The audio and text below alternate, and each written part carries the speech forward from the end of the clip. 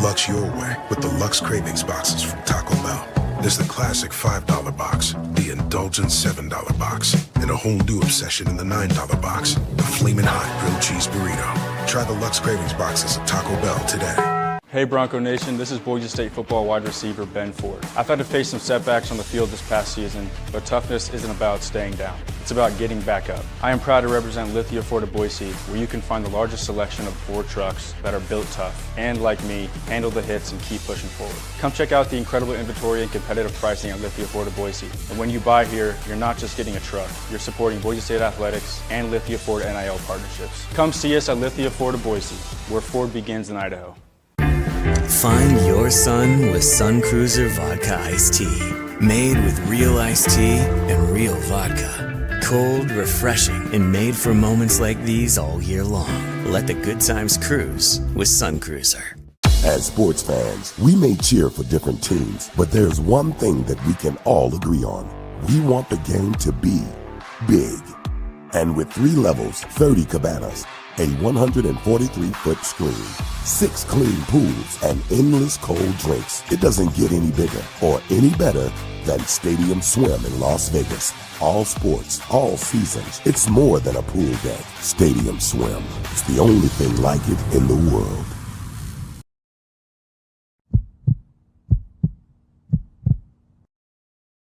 The final buzzer has sounded on another night of basketball out west. And it's time to break down the action with Tom Moser on Another Night Out West, presented by Circus Sports.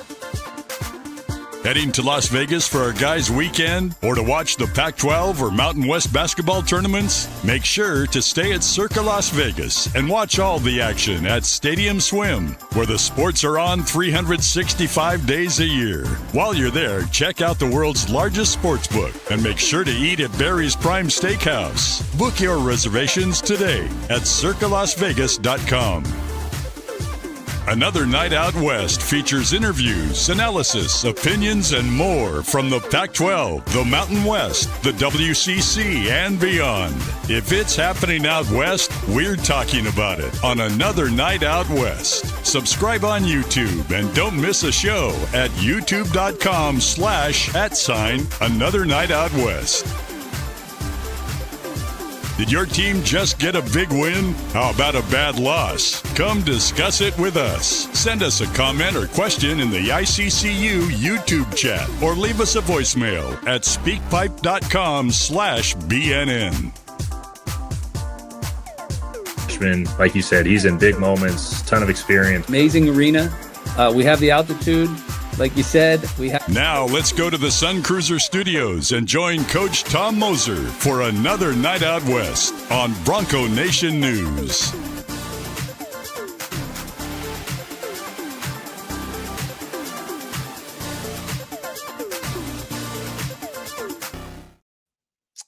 And we are back. What's up, everybody?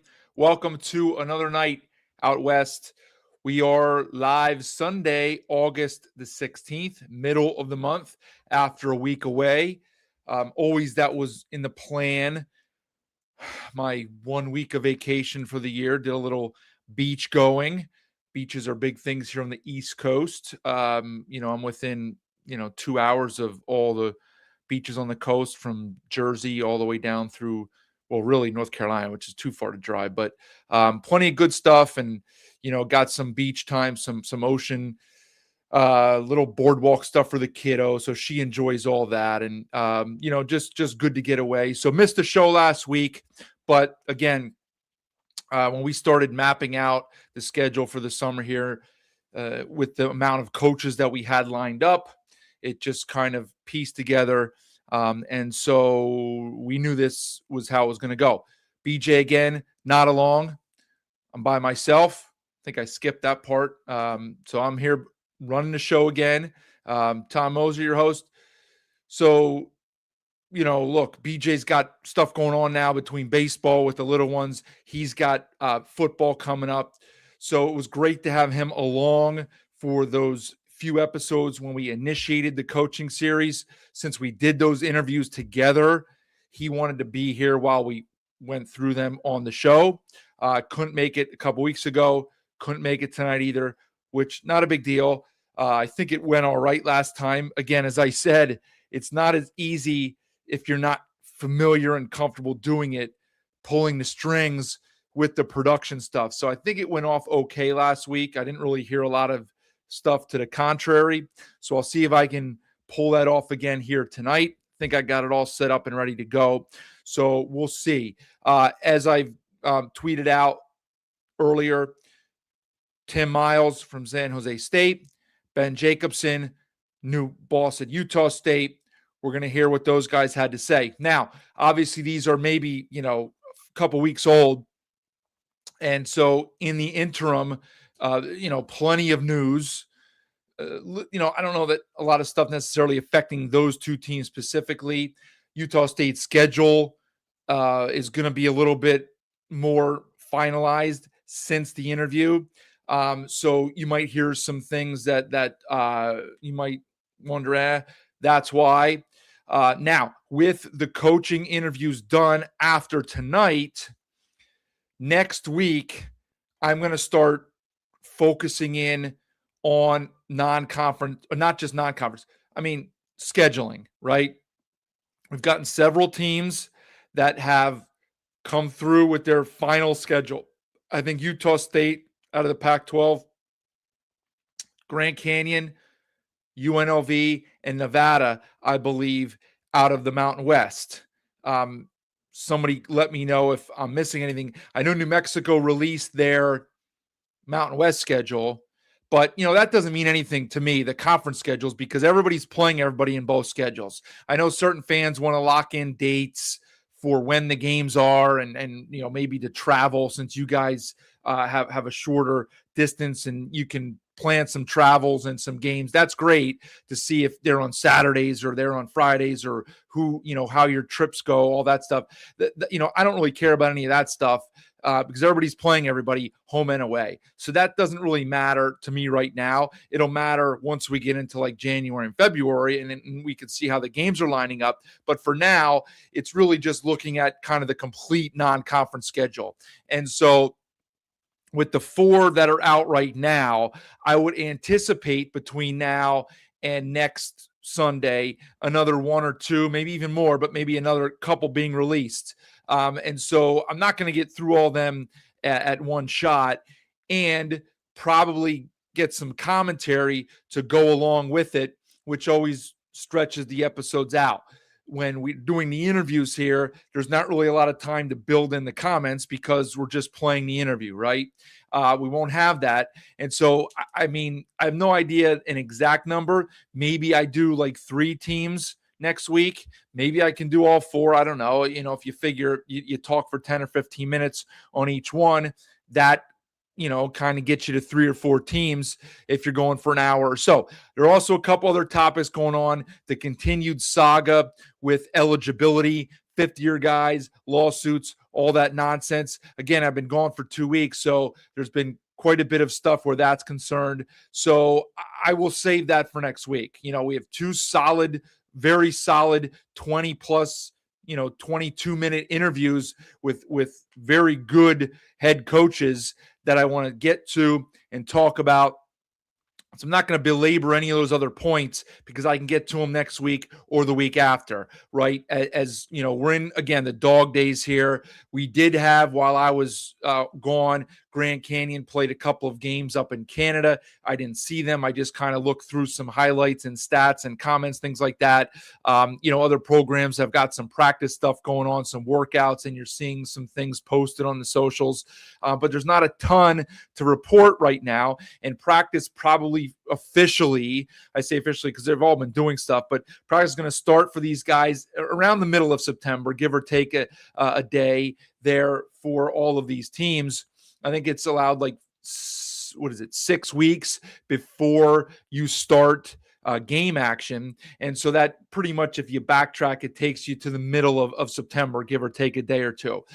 So until we get to that point, I'm not sure that we'll have any coaches or players yet. Again, we hit many coaches. I have had some comments about some that we did not get. Again, trust me, BJ is out there working to get these guys, okay? He's not picking and choosing who we want to get, right? I mean, you saw us do Air Force. No offense to Air Force.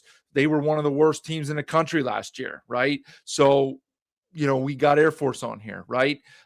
We got some of the top dogs too.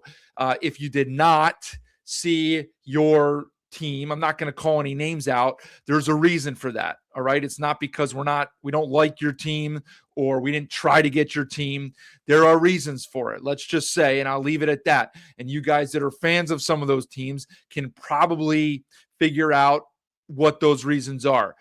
If you can't, ask around or ask me in a on a post somewhere on Twitter, and I can kind of code it. I don't want to really call anybody out. But this is, we got responses from 10 schools that were happy to do it.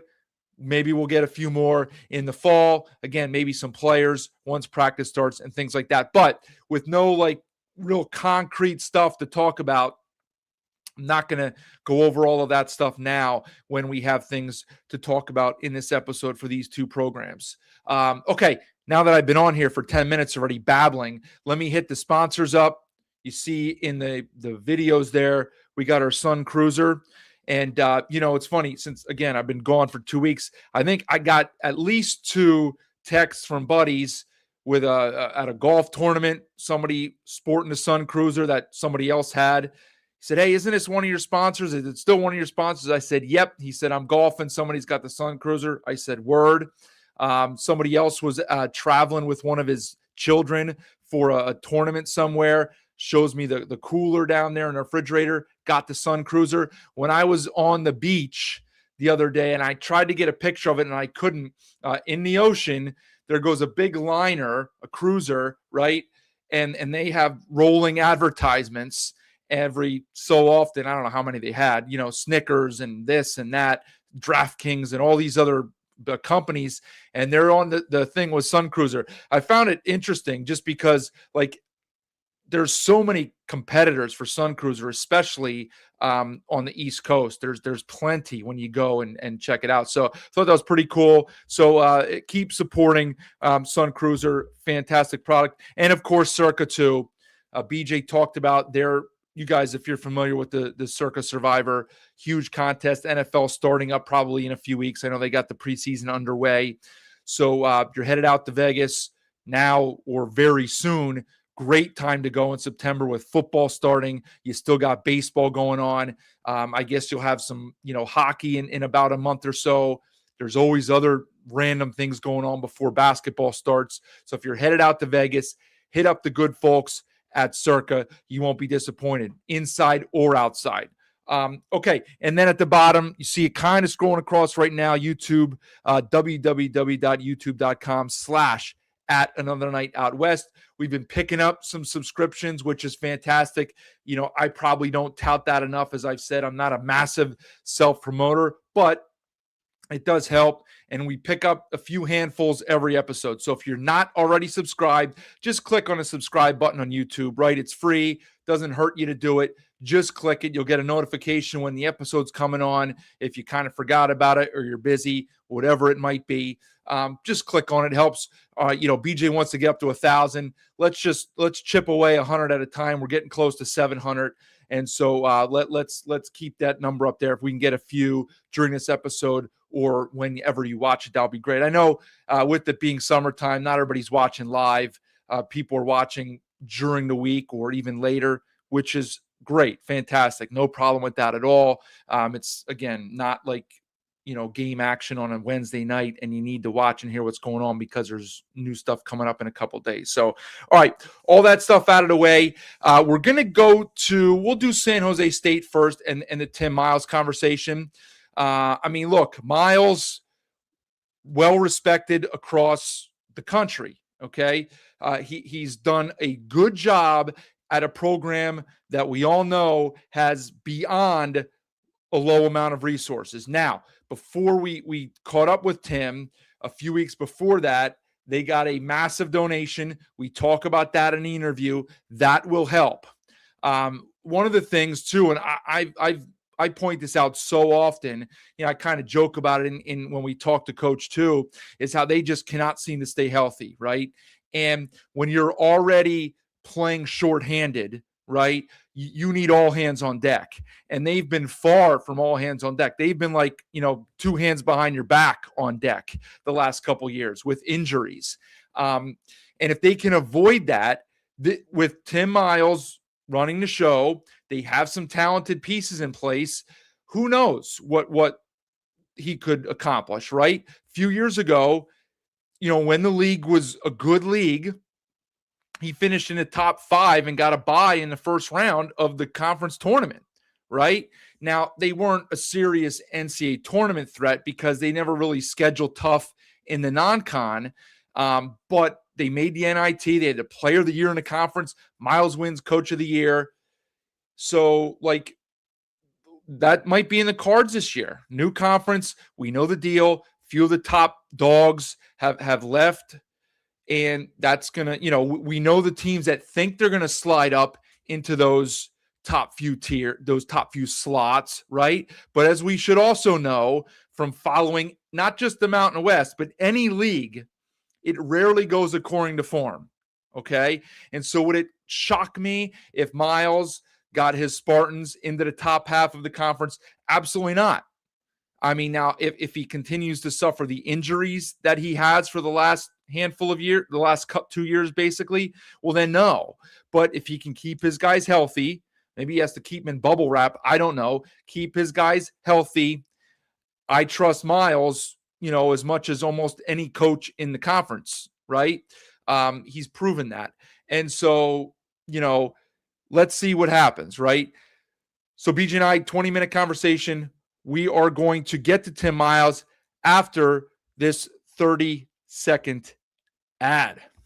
Get ready for the time of your life at Circa Resort and Casino, Las Vegas's newest destination for fun. All right, we're back here. The world's biggest poolside tailgate party with 3 levels of action, 6 pools, and a 143-foot screen. The fun is always on deck with all the games all year long. Stadium Swim, located in downtown Las Vegas on Fremont Street. Book the time of your life today at circalasvegas.com. Here on Another Night Out West, our coaches series continues, this time joined by the 6th-year head man at San Jose State, Coach Tim Miles. Coach, thanks for joining us. How are we doing?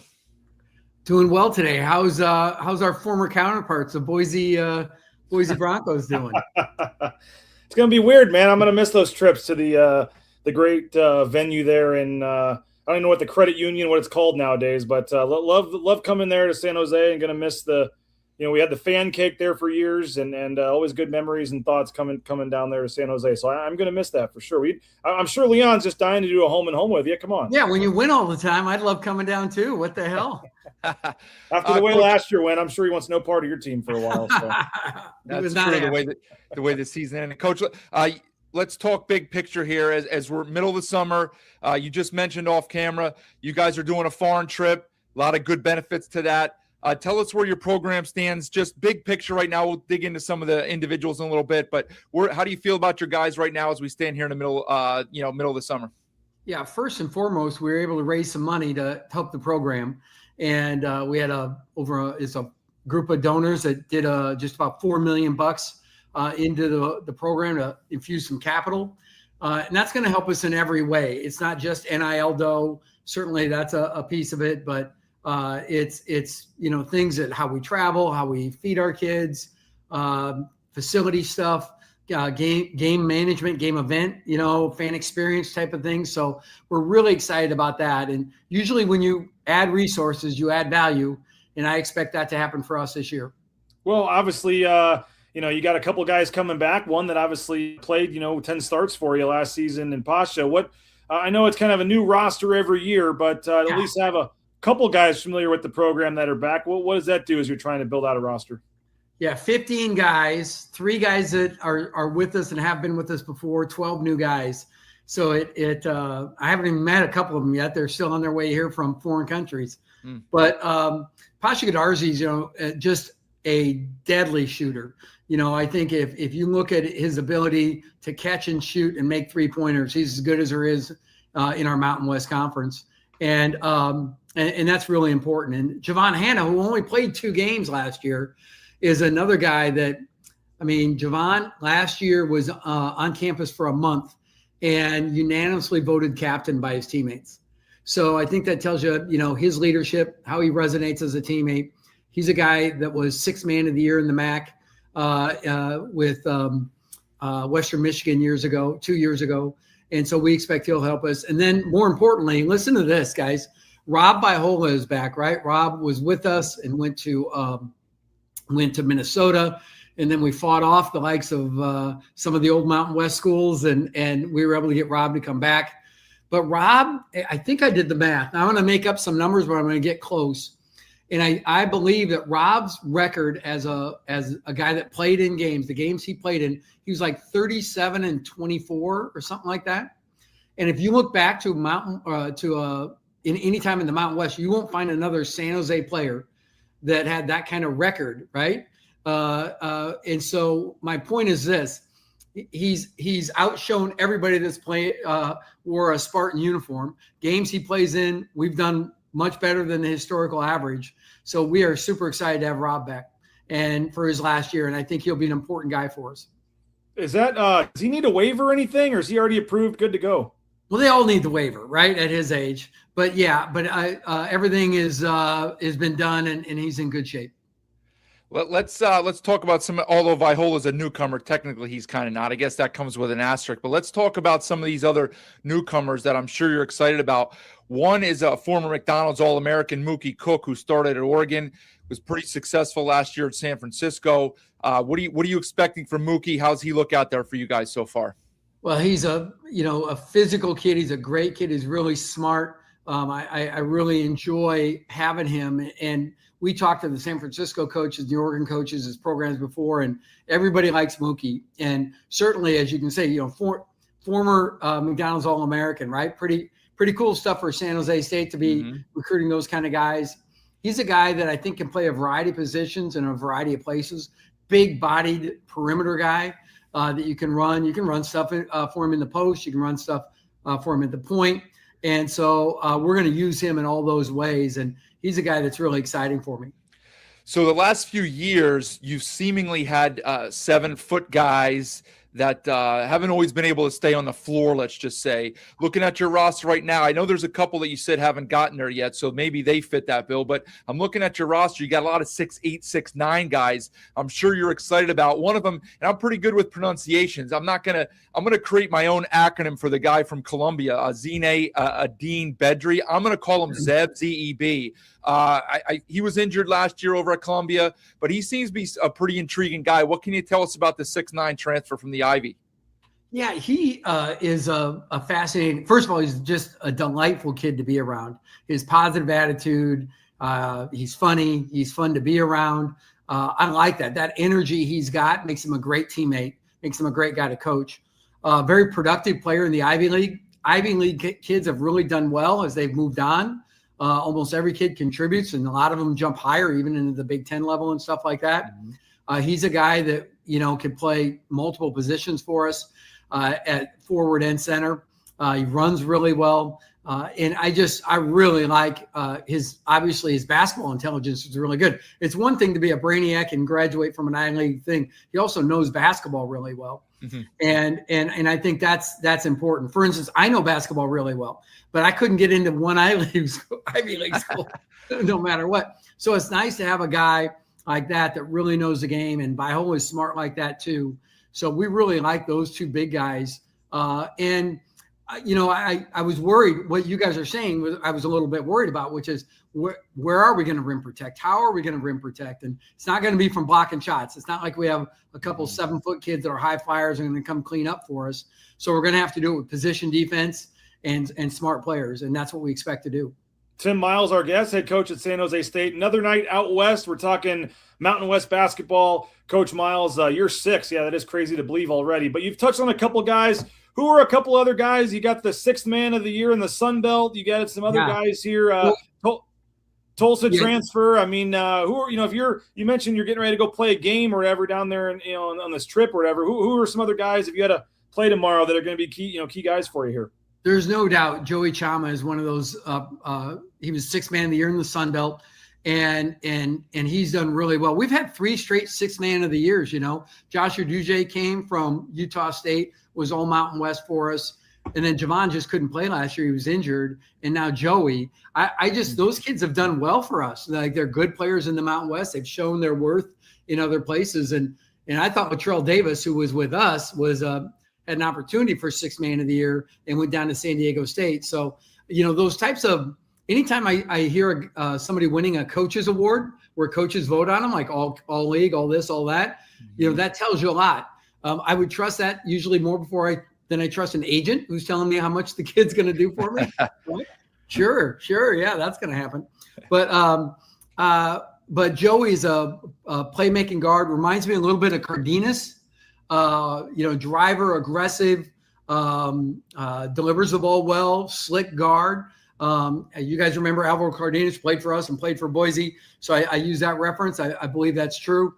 And I like him. KJ Martin is a young guy from Tulsa that is a super good athletic player that we are really excited about. Luke Howard is a smaller college player that has put up big numbers in Canada and Tennessee at smaller colleges that we think is a nice big guy too.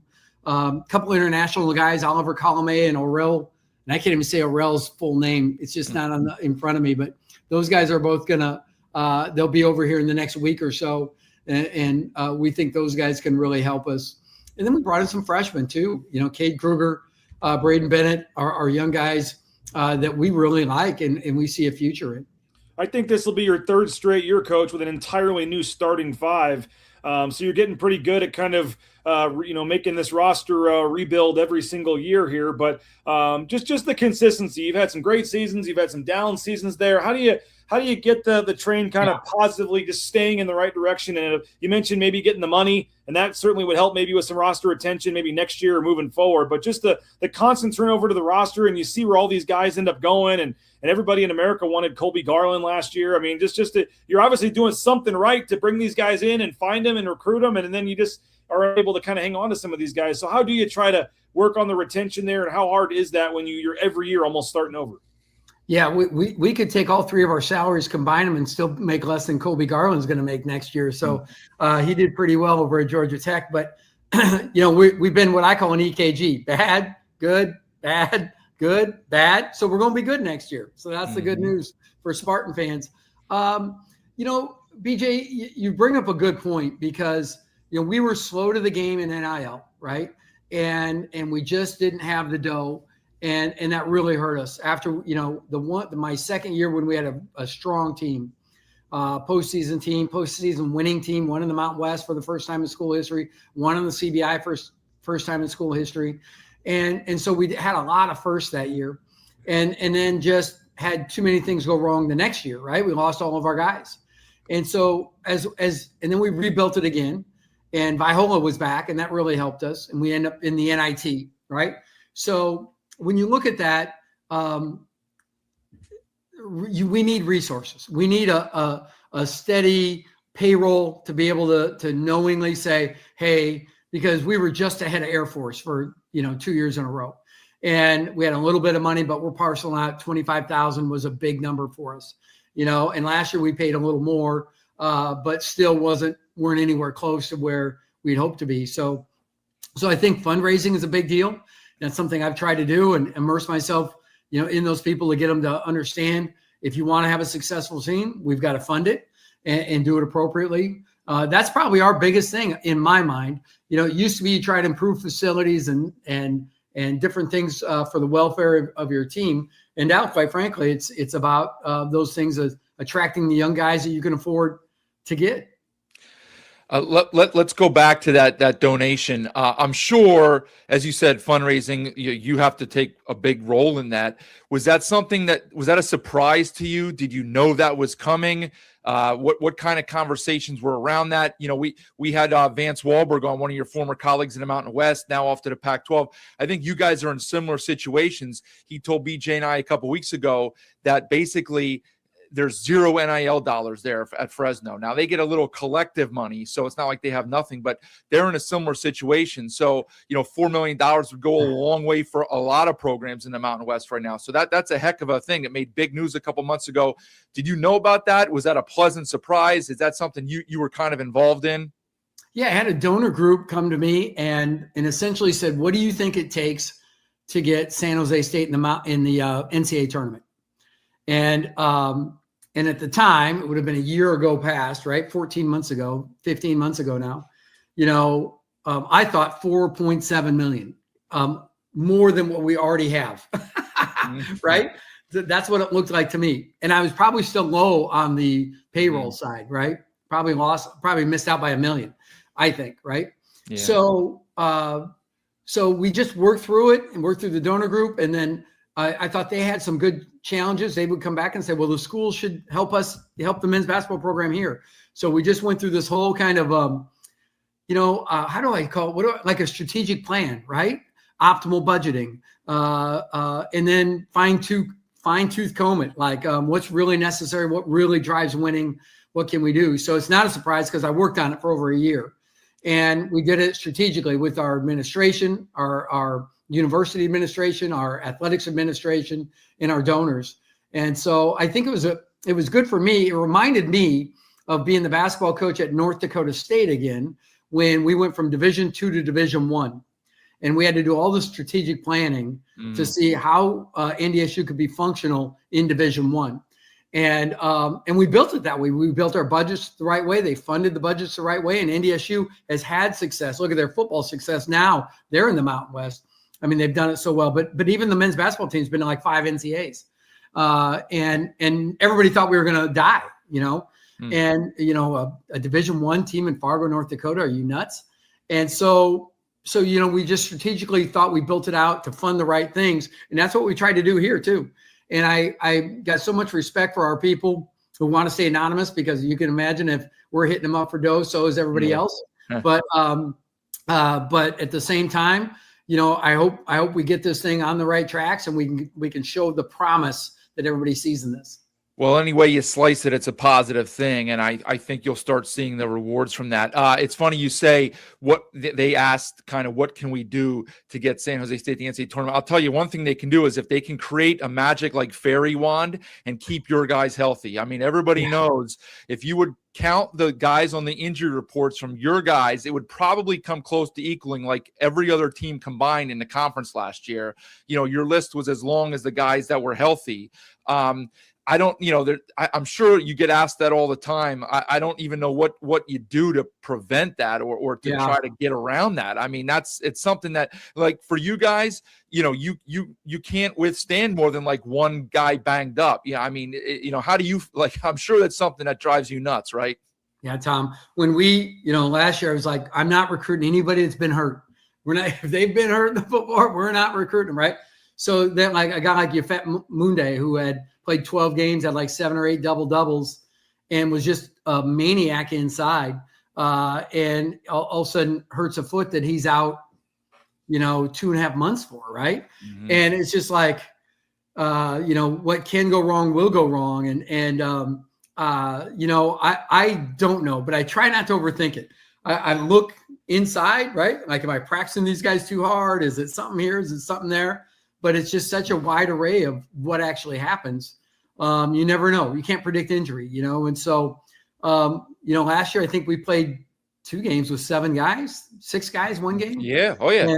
And you're just sitting there like, what? I think we were in Boise. One of those we had 7, and maybe it was 8. But you're just sitting there like, I mean, when you're strategically trying to say, okay, so nobody's called the first dead of the first time out of the second half on a 30 goes to a full. So we need to wait till Like if we can get under the 12-minute timeout, the media break there, and get it down to like 10, we can use that one, and then we get the under 8, and then I would use my full.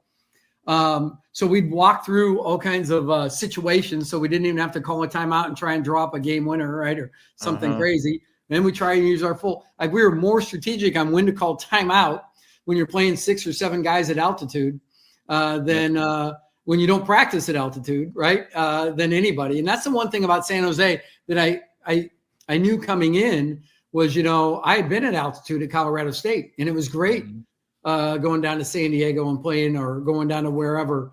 You rarely went uphill, right? Maybe Wyoming, maybe Air Force. And so when I looked at it, I'm like, hey, we have to have depth or we're in trouble just in general, because we are playing at altitude so many times. And then that's been decimated. So, it's kind of one of those things. But you know what? People here, the fans have been great, and we're excited about where we're going. And this should be an exciting year. And it's too bad I can't go to my favorite restaurants in Boise this year. But at the same time, I'm looking forward to watching that conference. I think it'll be a good basketball league and give me something to do late at night when I'm tired of watching my own team. There you go. Well, final question for me, Coach, and appreciate your time again. Tim Miles, San Jose State. You talk about you hopefully have a good team this year, and you kind of joke about being up and down, and so you're due to be up this year. But how do you kind of look at what constitutes a successful season for you at San Jose State? I mean, is it, you mentioned trying to get back to the NCAA tournament? Is that a realistic goal, or if that doesn't happen, the season's a failure? Or how do you look at in this new Mountain West and where you're at in year 6 here? What would constitute a solid season for you? Well, I think an aspirational goal, kind of one of those. Some people might call it an irrational goal, can be really good for you. I think it's how you handle it if it doesn't go your way, right? You can handle it well, you can handle it poorly, but anytime San Jose can be in the postseason play, I think that's a big feather in our cap. Anytime we can win and march on, whether it be the Mountain West tournament or the, one of those 3. And we probably won't get invited to the Crown. I would imagine, but CBI, NIT, NCAA, I think is where you could see us being. For our options. And so when I look at things, like I want to be in one of those 3, especially the NCAA tournament, and I want to, wherever we are, I want to be able to win when we get there. Well, that's a great goal, and it starts in a non-con, Coach. And to that, you mentioned, we talked about it briefly. You're headed off to Costa Rica. What are your goals and expectations for that trip? Is it bonding? Is it get guys in different playing together and to find out who fits well? What final question? What are you looking to get out of that trip to Costa Rica? I think you just answered it. That and not to die ziplining. Those 2 things. If I can survive that, we're good. You get 10 practices. You get a chance to put guys in different positions, experiment around a little bit, build camaraderie. I don't know what the competition is going to be like, right? Yeah. And even when you go to Europe, I've taken teams to Europe, and you get 4 games, and you get 2 of them that you might as well just be playing each other, right? I mean, you're 5s against 5s on your own team. But at the same time, I'm excited about the trip. I'm excited to get the guys somewhere, take them somewhere cool, do some fun stuff as a team, get these 10 practices and get some games in, play some different things, work on, like for me too, if I'm experimenting with something like maybe a different screen and roll defense or something like that, bring it out now, get the problems out of the way early. And it's good too. The NCAA is allowing us more exhibition games and more scrimmages. So, we're going to get more and more of that. So I'm really excited about just the chance to get out. And, someday I think they should do, and you guys can help us with this, is they should have us where we, can do like an NBA summer league. The Pac-12 and the Mountain West get together in Vegas and play 4 games over 5 days or something like that, hang out in Vegas for a week. And, we get a chance to coach our team, play maybe a crossover type of thing. Pac-12 Mountain West thing, and it's all exhibition games, and you do it in August, and you have a hell of a time. Sounds never heard that one before. Well, I don't think anybody would. Right ideas up here, man. Nobody would turn that one down, I don't think. How is the schedule looking, real quick, Coach? You got more non-con games to fill now, and just overall, how you looking with the schedule? Yeah, so one of the things with the fundraising project was to play a few more home games. We'd always been the least in the Mountain West of playing home games. So we've improved that a great deal, added 3 home games, and that's considerably expensive, as you might guess. And so I'm excited about more home games. I think the marquee stuff was we're down in Palm Springs at one of the tournaments, and we're at Stanford. And I'm excited about those events. Those will be a lot of fun for us. Good stuff. All right. Well, Coach, thanks for joining us. We did have you on this past season after one of your league wins. So let's get some of those in a non-con or in conference play. We'd love to have you back on here on another night out west. In the meantime, enjoy that trip to Costa Rica. Buckle up that harness on the zip line. Have a good time with your team, and we'll talk again soon. Thanks, guys. Appreciate it. All right, Coach. Thanks, Coach. All right. That was our interview with Tim Miles. Good stuff. He keeps things pretty solidly in perspective, right? He understands where his program sits in relation to the other programs in the conference. Talked about that donation. The acquisition of Vaihola is big. He mentioned he didn't have the exact stats, but I remember that number when Vaihola was playing a couple years ago for the Spartans. They performed very well, right? He's a veteran guy, not, 5th year, 6th year, whatever. His body's been through the ringer. He's certainly not the most healthy player. And so, do I think that he'll play every game this year for San Jose State? Probably not. And I joke about the load management stuff. It may be one of those where you just have to kind of milk his minutes because you need him on the floor. I mean, Miles needs all those guys on the floor. We talked about that a little bit in there too. And I brought it up before we got to the interview. But it's so key with a guy like Vaihola. He knows what Miles wants and expects out of his players. He's a winner, but now he's been out of action for a while because he was injured last year when he attempted to go up and play with Nico in Minnesota. So it didn't work out there. You heard Coach say they kind of won the bidding war, I guess, if you will, with some former Mountain West schools. He didn't mention them, but you could probably guess who some of those were. Programs who see the value of a guy like Vaihola. He's not going to average 16 and 13, right? And be like your guy getting all the highlights. But he's a winning player. He'll do the dirty work. And if you ask him for 18 minutes, he'll give you 18 minutes. If you ask him for 25, he'll give you 25. He'll take fouls, get on the floor, take a charge, tie somebody up when you need a jump, whatever it is, right?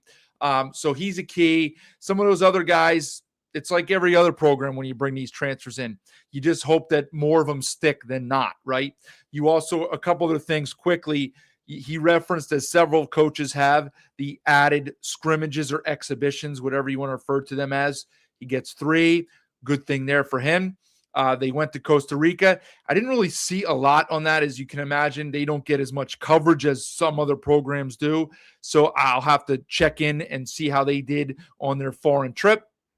Maybe report back on that when I talk about Grand Canyons next year. I do like his idea at the end there about kind of the off season. I mean, look, that was always taboo in college athletics, but again, this isn't really college athletics anymore. I've talked about that for several years now, going back to my pod on here. Like, all that stuff is out the window. Just get these guys playing like organized. Of course, they can go play pickup in any gym they want against each other. And I'm sure several of them do, but it's likely not with the jerseys on, with referees, and playing in with your guys, right? I think Coach has a very good idea. Like, it can be kind of run simultaneously with the NBA Summer League, or maybe like a few days before, a few days after, however you want to lump it in. It doesn't have to be anything like massively like, of course it'll end up competitive, but it doesn't have to be like where we're keeping records and all that. Just get guys together to play as you're bringing in entirely new rosters all the time, right?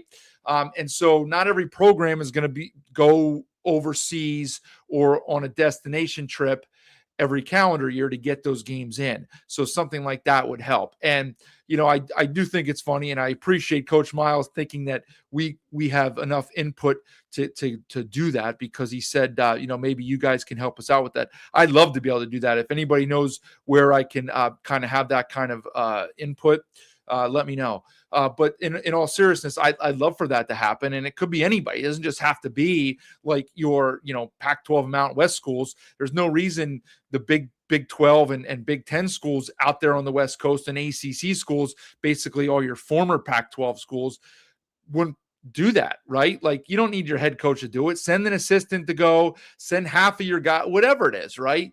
Take it as serious as you want, but I think it's a good idea.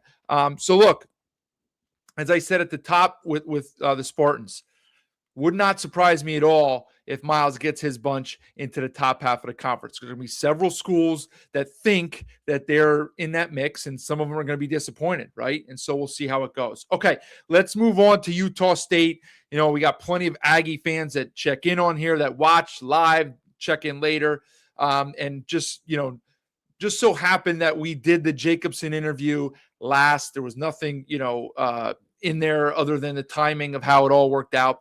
And so new coach, I don't lost track of how many that is now in this decade, which is barely half over, right?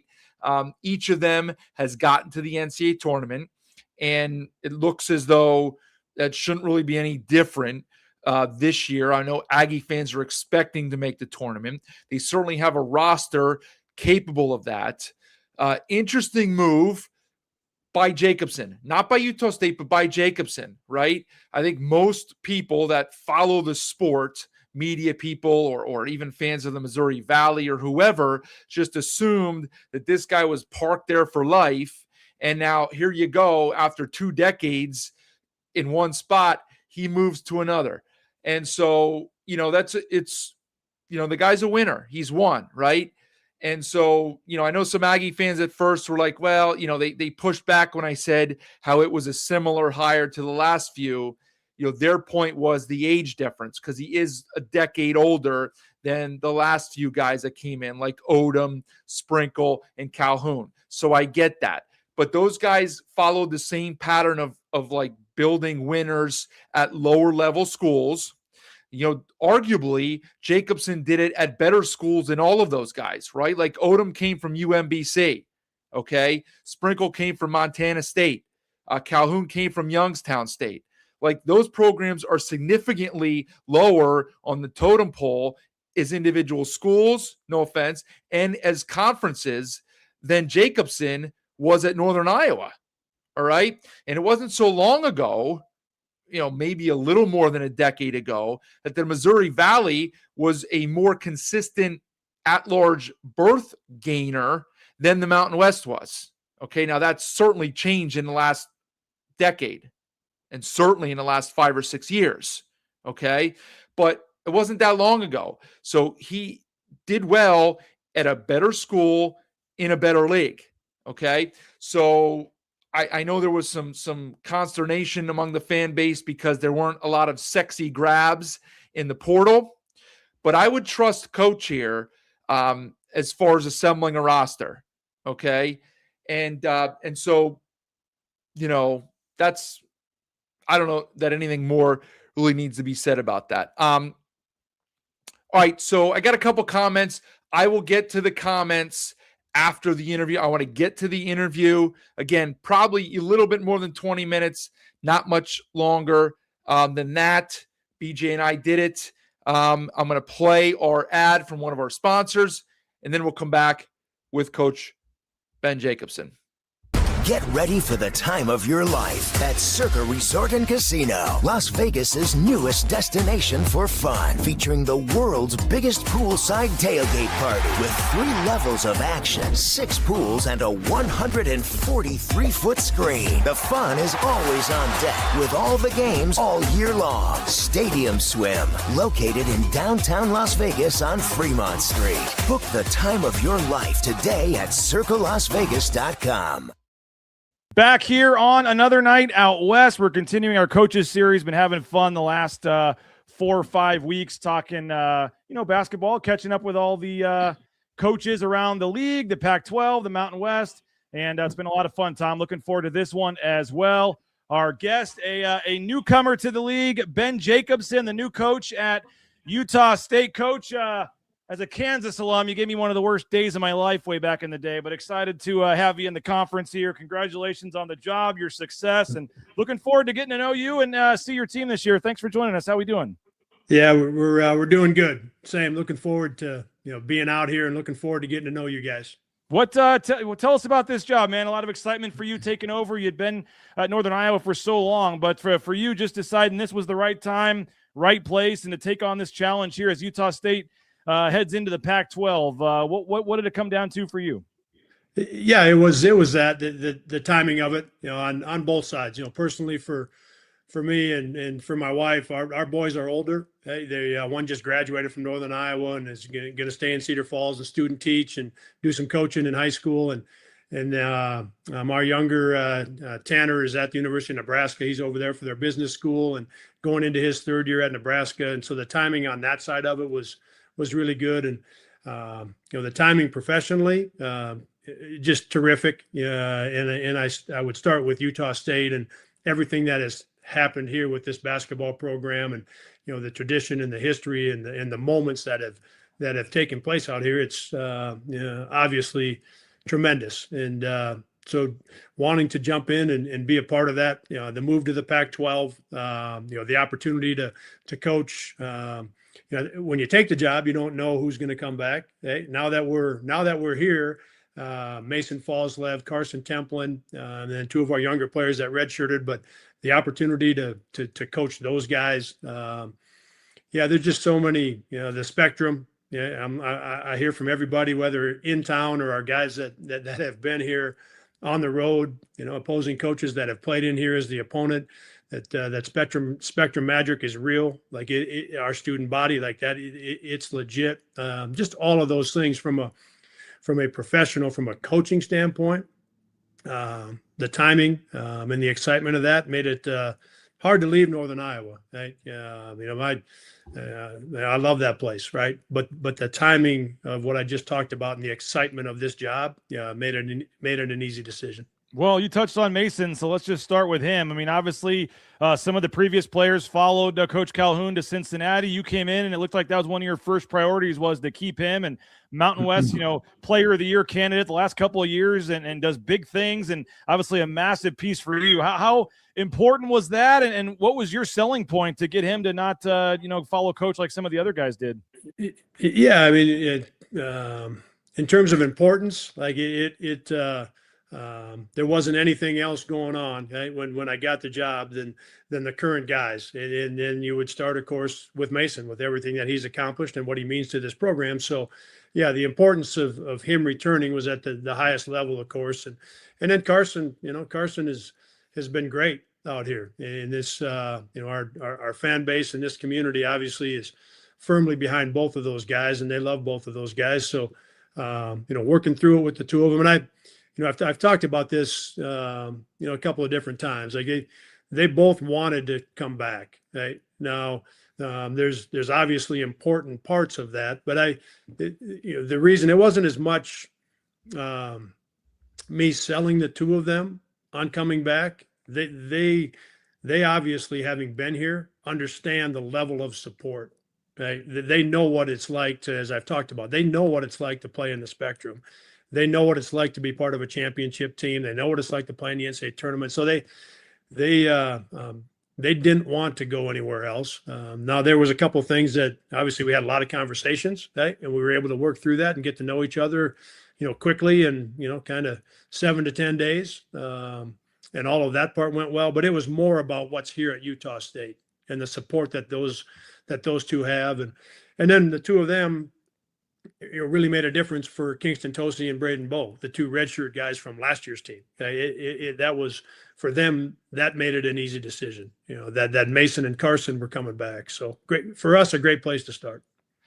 Let's shift over, Coach, to some of your newcomers, and I'll start with one that the best, and that's Will Hornseth, who comes with you here from Northern Iowa. To me, without having watched him a ton, he seems to be like what an old school college player would be, maybe from back when you started coaching. You don't get a lot of production as a freshman, but you really improve. Great second year.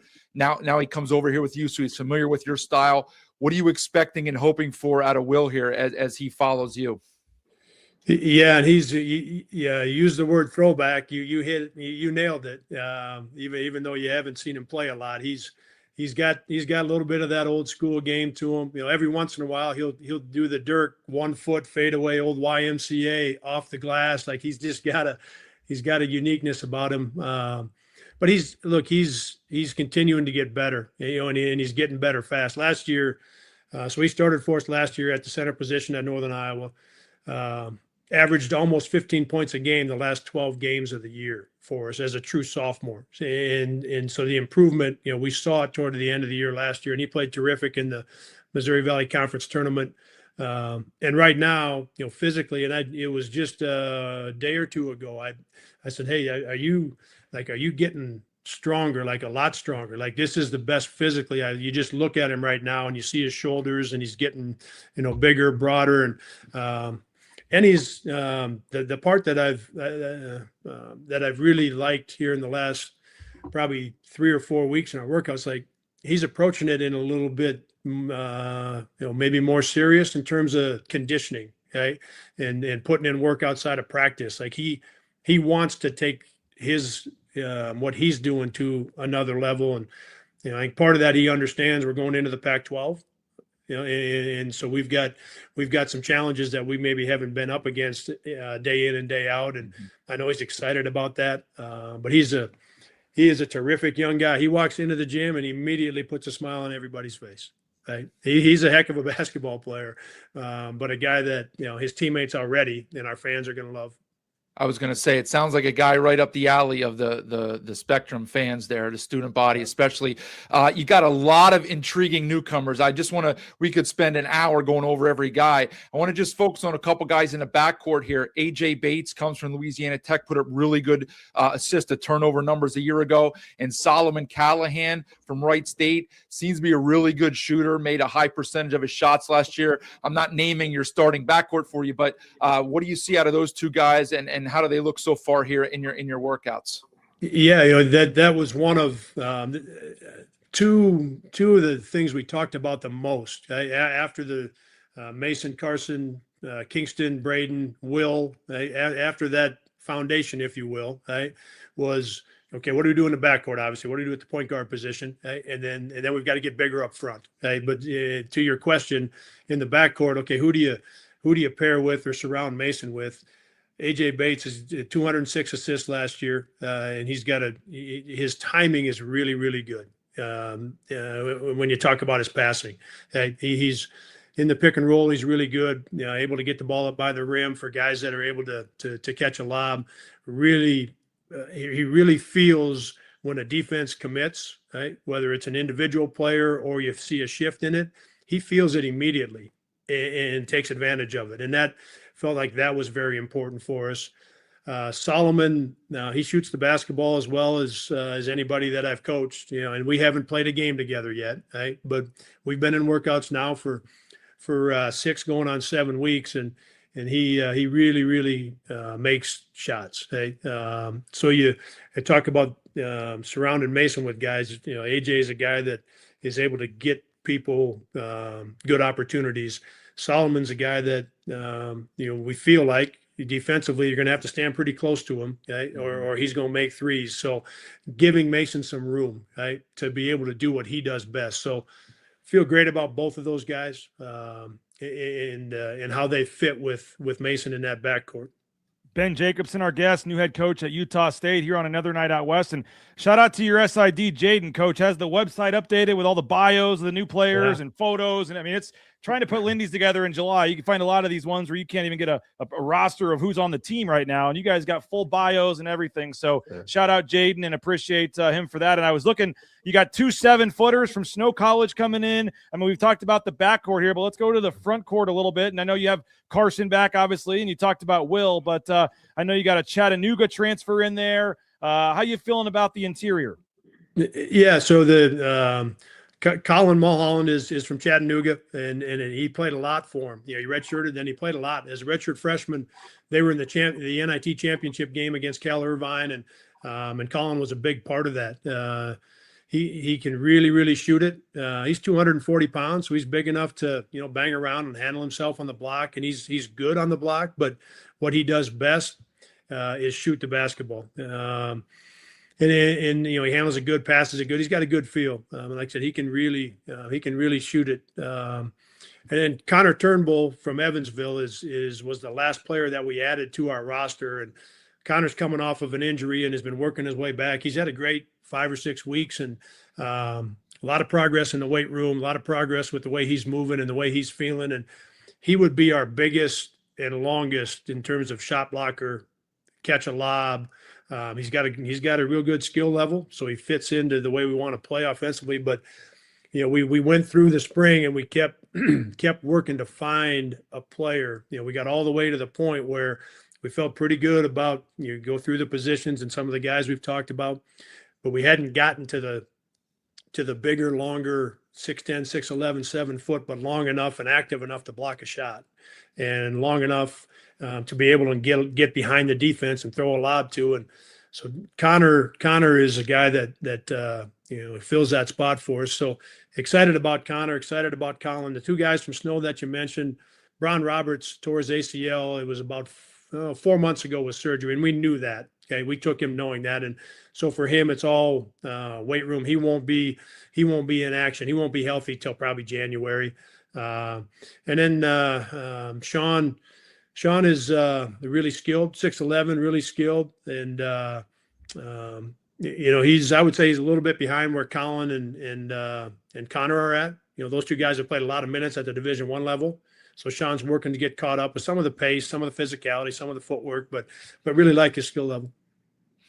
Coach, really balanced roster there. You seem to have, I'm glad you pointed that out.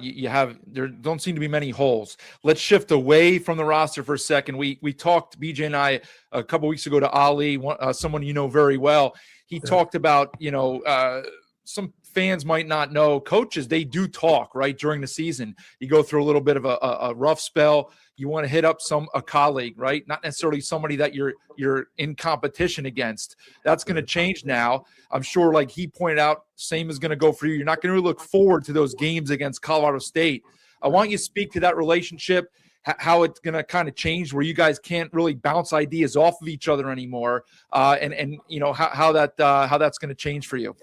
Yeah, that piece changes, and that's that isn't something that I'm looking forward to. We talked a lot last year, and look, I recruited him out of Kirkwood Junior College, and he played for us for 2 years at Northern Iowa, and we won 4 championships in the 2 years. And you mentioned the Kansas game. Obviously, Ali was a big part of that. Our relationship goes back a ways, and it also surrounds some amazing moments, right? And the ones that everybody sees, but then the ones that you talk locker room, you talk traveling, he's doing great, and really proud of him. And there's, as I'm sure he mentioned, there's 2 nights a year that are on the schedule that we've got to put that aside, and we will. He's going to do the best he obviously he can for his team, and I'm going to do the best I can for our team. But it changes the dynamic just a little bit, but we'll work through that piece of it. Well, you mentioned the spectrum there, Coach. I actually cover Boise State, so know the league very well and travel and have been to all these places a number of times. And I can't find it, but I got my bottled water they gave me one time, the Tears of Leon water, and it was a very funny thing about Leon Rice and always complaining to the refs. And they had the Hawaii Pacific shirts on last year after they had, lost to Hawaii Pacific early in the year. So clever fan base, one of my favorite road trips of the year. They're right on top of the court. And but what else do you know about the other fan bases and what you're getting yourself into? And you obviously had a rhythm and knew all about the places you used to travel with there in the Missouri Valley and stuff. But now, going to San Diego State and going to some of these places, you mentioned Colorado State, Boise State, and obviously Gonzaga now. I mean, the atmospheres are, I think a lot of people that don't cover this league or don't ever see this, and this, but I mean, just regular basketball fans don't realize how sneaky good the Mountain West was in terms of basketball venues. And now you have the Pac-12 venues and even Oregon State, Washington State. So what do you make of just being a part of this, your program, but for you personally, going to some new places and stuff this year? Yeah, really, really excited about it. Tremendous opportunity for us to to be going into the Pac-12 with the teams that you mentioned and for the reasons that you mentioned. And there'll be there's going to be a learning curve. I've watched a lot of the teams play. We played Washington State a couple years ago in Las Vegas in a single game. I watched a lot of Colorado State last year for the reasons you mentioned, my relationship with Ali, our relationship. And I've seen San Diego State play a bunch. I've seen Gonzaga play a bunch. I know a number of the coaches. I've known them for a long time.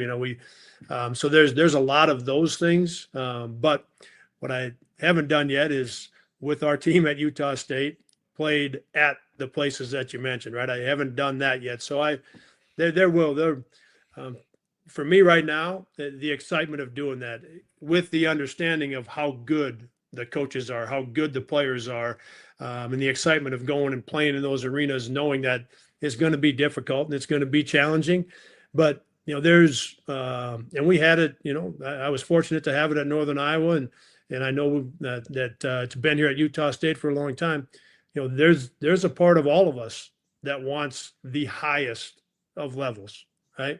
So that part of it, I'm excited about. I understand that there's going to be some real challenges, whether it's in the spectrum or you go on the road in this Pac-12, but man, why not? Like it just really excited about it. And I know our players are as well. So it's going to be great.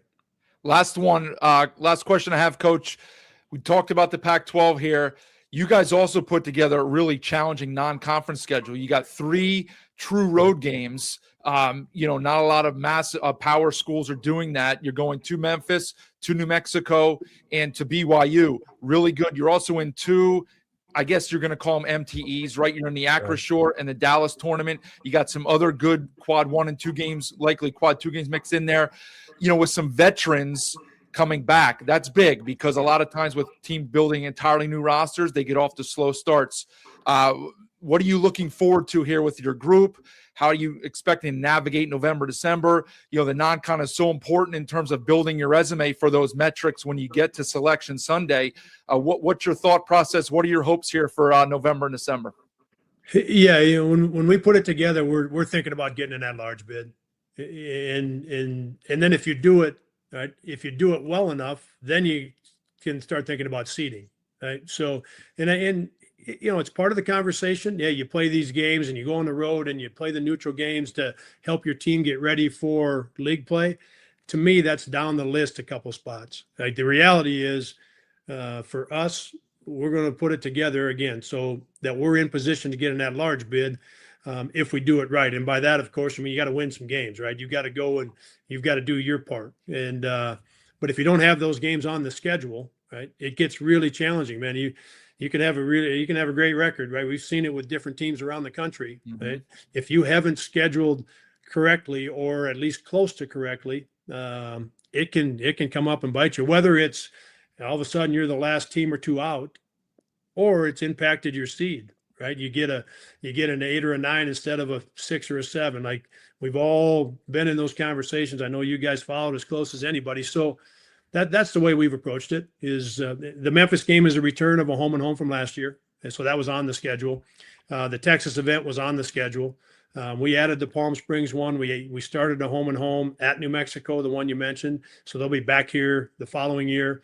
BYU is at their place this year, and then we play them in the Jazz Arena the year after. So that one is great for great for the state of Utah, great for our fans, great for our players. But all of it with the intent of, okay, let's make sure the Pac-12 is going to be terrific. That's going to give us a number of quad 1 and quad 2 games. Okay? So we know that's coming, but let's make sure we do our part with the schedule and get them on there. And if we do well enough against it, then you can start to say, okay, well, what happened is we improved our seed by a line or 2 because we did that. So, it's one that, again, I'm excited about that piece. Well, final one for me, Coach, and maybe you kind of answered it there, but I'm just curious, expectations in year 1. I mean, maybe it's an at-large bid to the tournament, regular season championship. I mean, I know you're still learning and probably don't know much about a lot of the rosters of all these Pac-12 teams and where you guys might fit in the preseason rankings and all that, but how do you coming in? I know you have high expectations. You mentioned this program's won a lot and done a lot of big things the last, several years here. What constitutes a successful season for you here in year 1? Yeah, I mean the basketball stuff that we just talked about, I want all of that, right? For our players in our program, our campus, our student body. Like I want all of those things from a basketball standpoint. In terms of like we have one goal in our program, that's to have as much fun as we possibly can together. Right? We got Mason's got, this is his last year. Connor Turnbull, who I talked about, it's his last year. So that's our one goal. Right? And that's the one I talk with the players about. We're going to have as much fun as we possibly can in this season. Now, when I talked to the guys about it in our first meeting, I said, all right, fellas, tell me something that is fun. And Carson raised his hand and said, hey, coach, winning's fun.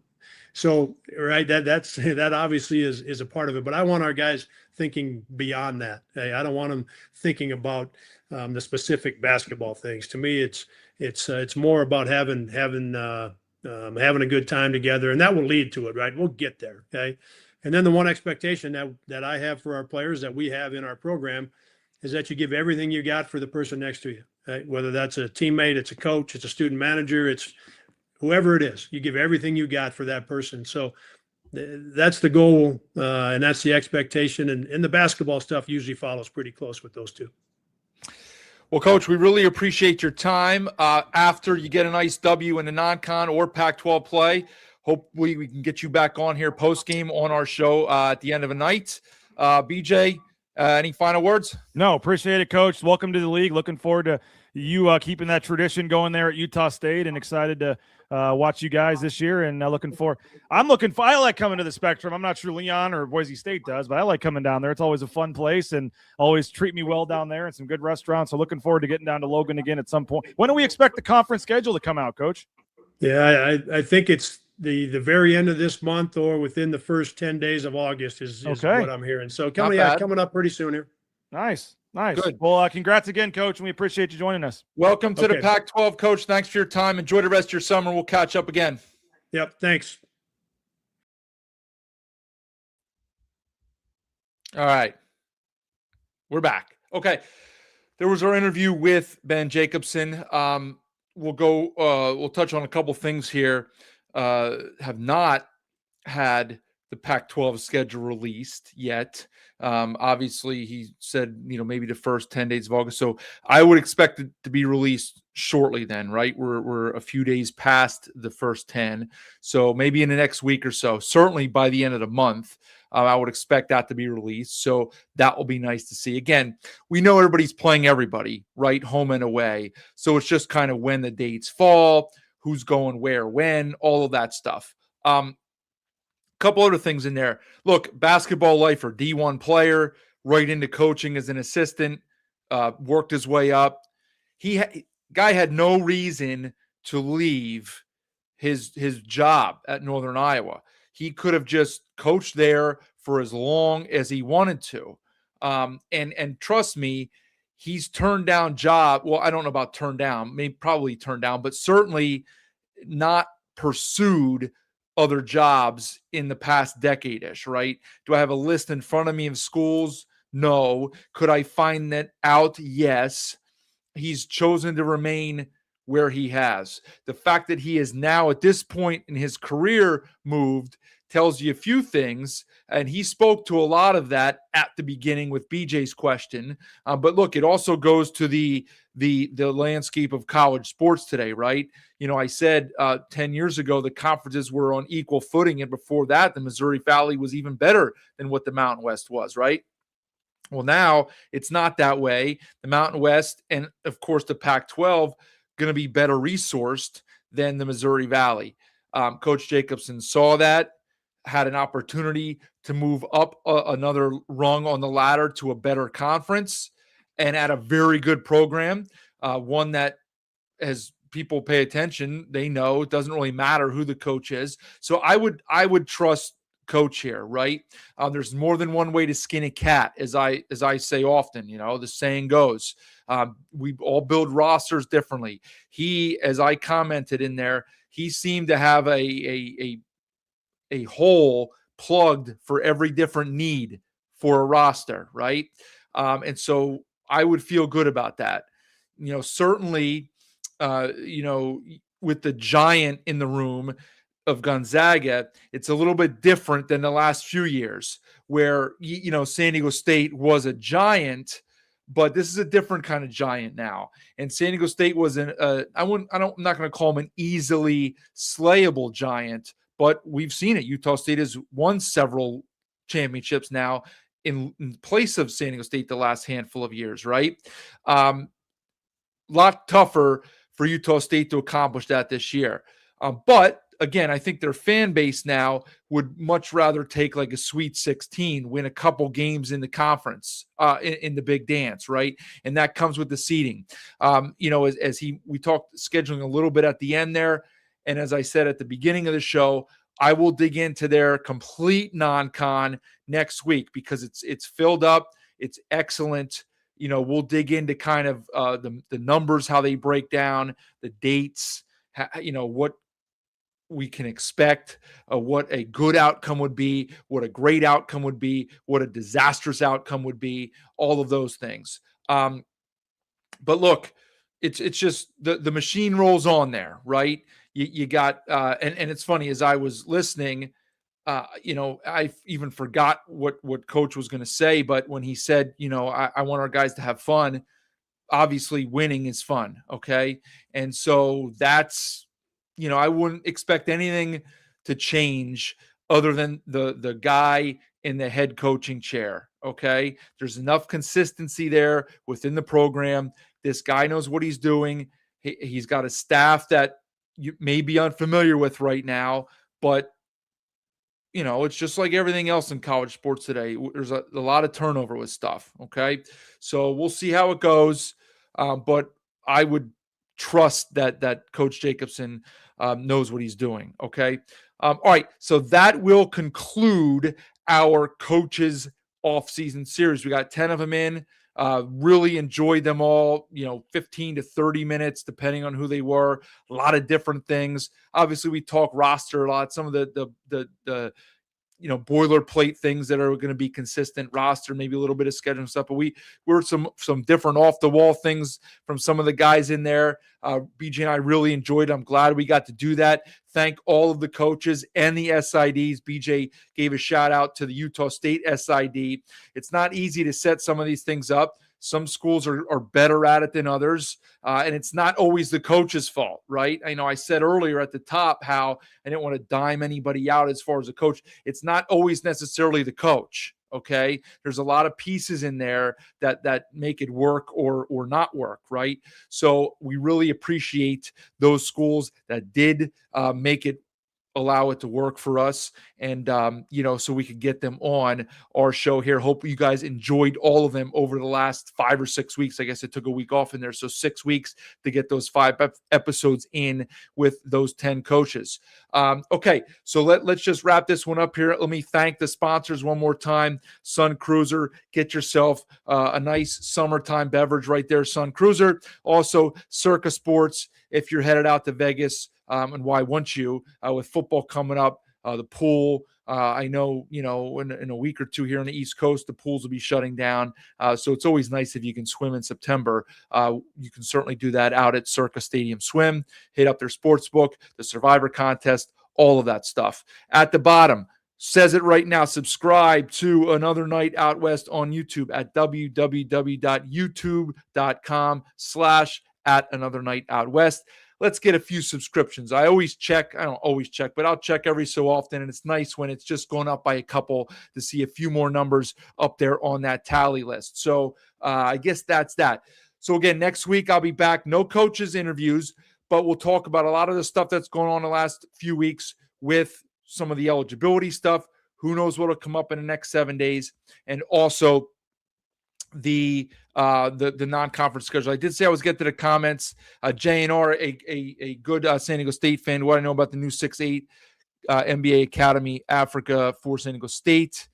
I not a ton right now, I'll be honest. So I'm going to have to brief myself on that because I'm out of the loop on some of those guys. I know Dutcher didn't even have all his guys on campus. Latrell Davis, people were really kind of tooting his horn even during the season when the team was struggling and saying how he was one of their better players, and Dutcher didn't pull the red shirt. Had in hindsight, it's always 2020, but had Dutcher known then what he knows now, where red shirts are basically a gonzo, right? He would have played Davis, and who knows how things would have turned out if they would have turned out differently for the Aztecs. But it didn't happen that way. So we'll just have to see. And if he was great in practice last year and pushing those guys that were kind of underperforming on the court, then that's good, because he should perform well this year then with a brand new, basically, cast of characters, with the exception of, who's back, Harrington and Simmons, right? It should be just those guys, and that should be good. Okay, so I hope he does. Plug and play. Michael, plug and play. Go Aggie. Exactly. Plug and play. So that's what Ben Jacobson's going to do. He's got the pieces in place. The names might not be known yet to Aggie fans, but look, you guys should be used to that. Every program should be used to that, the way that things are anymore in college sports. So, okay. I think that's it. Hour and 20. Good stuff. I hope you guys enjoyed. Check it out now. Check it out later. Spread the word. Get it out to your friends if they haven't seen it. Want to hear Coach Miles, Coach Jacobson, either, both. Go back and watch the other ones from the last month-ish. We had 8 other coaches on, half, I think, from the Mountain West, half from the Pac-12. So a nice little split there. Coaches from all over the landscape. All right. Appreciate them doing it. Appreciate you guys being here as well. Enjoy the rest. Enjoy your week as your summer winds down here. We'll be back same time, regular time, next Sunday. Until then, thanks for being here on Another Night Out West. We'll catch you again next time. See ya.